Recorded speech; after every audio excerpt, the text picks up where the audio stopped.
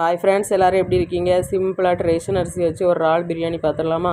First அடுப்பில் குக்கரை வச்சுட்டு எண்ணெய் காய்ஞ்சதும் இந்த மசாலா போட்டுக்கணும். முழுசாக டூன்லாம் பிரியாணி செய்யுதுக்கு அந்த மசாலா போட்டுட்டு வெங்காயம், அப்புறமா தக்காளி, மல்லி எல்லாம் இவ்வளோ போட்டு கிண்டிக்கணும். புதினா இல்லை என்கிட்ட, அதனால் போடல. அப்புறமா கொஞ்சம் 65 மசாலா, கொஞ்சம் கரம் மசாலா, கொஞ்சம் சிக்கன் மசாலா, அப்புறமா கொஞ்சோல பிரியாணி மசாலா இவ்வளோத்தையும் போட்டு நல்லா கிண்டிக்கிட்டு அப்படியே தேவையான அளவு உப்பையும் போட்டுக்கணும். உப்பும் போட்டு நல்லா கிண்டிக்கிட்டு அப்புறம் தண்ணி வைக்கணும் பார்த்துக்கோங்க.